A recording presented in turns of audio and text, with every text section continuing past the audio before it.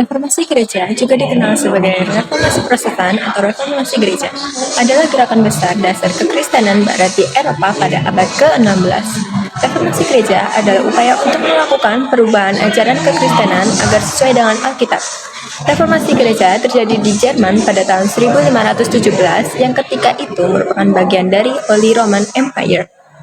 Tujuan reformasi gereja adalah untuk mereformasi kepercayaan gerejawan saat itu yang menganggap bahwa hanya rohaniawan saja yang boleh membaca dan menafsirkan Alkitab, serta reformasi kekuasaan Paus yang seharusnya mengakui kekuasaan setiap pemimpin negara atau kerajaan di Eropa dan tidak mengintervensi kekuasaan mereka.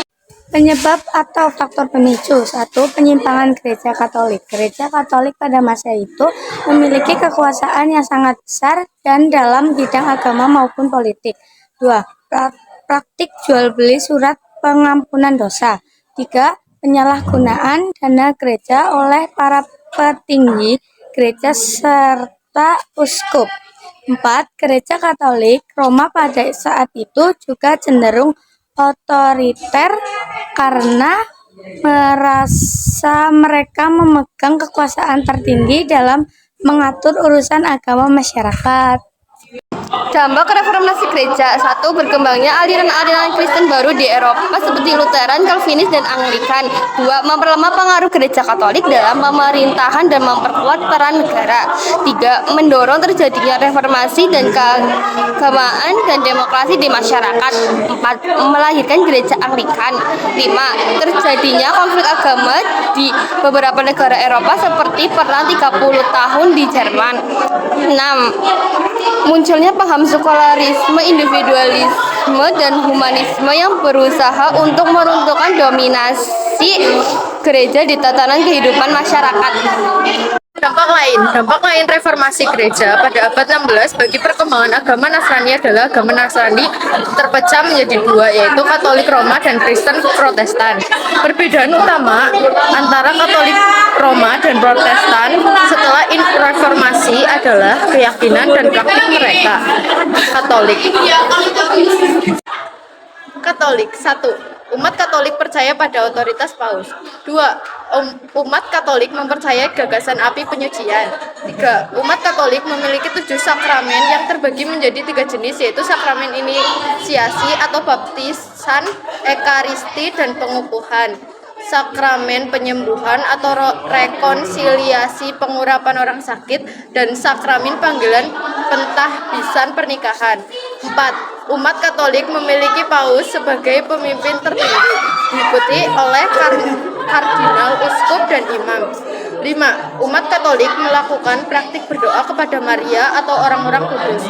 6. Umat Katolik mempunyai kitab tambahan dalam Alkitab mereka yang disebut Alkitab Deuterokanonika. 6. Umat Katolik mempunyai kitab tambahan dalam Alkitab mereka yang disebut Alkitab Deuterokanonika yang tidak diakui oleh umat Protestan. 1. Umat Protestan tidak percaya pada otoritas Paus. 2. Umat Protestan menolak gagasan api penyucian. 3. Umat Protestan menolak gagasan api penyucian. 3. Umat Protestan hanya mengenal 2 sakramen, yaitu baptisan dan persekutuan.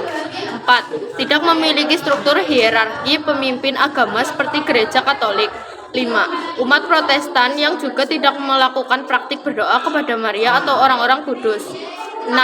Umat Protestan tidak mengakui kitab Deuterokanonika. Tokoh penting reformasi gereja. 1. Martin Luther dijuluki Bapak Reformasi. Ia dikenal karena gagasan tesisnya yang mengkritik penjara surat pengampunan dosa oleh gereja Katolik dan memicu reformasi. Ajaran Luther menekan pentingnya imam dan otoritas Alkitab dibandingkan otoritas gereja. 2. Ulrich Zwingli memerankan peran penting dalam reformasi di Swiss. Ia dikenal karena penekanannya pada otoritas Alkitab dan penolakannya terhadap praktik-praktik Katolik seperti penghormatan terhadap orang-orang kudus. Ajaran Zwingli juga menekankan pentingnya hati nurani individu dan pemisahan antara gereja dan negara. John Calvin dikenal karena doktrin redempsi dan penekanannya pada kedaulatan Tuhan, titik yang mendirikan gereja. Reformasi dan ajarannya mempunyai pengaruh yang signifikan terhadap Protestanisme.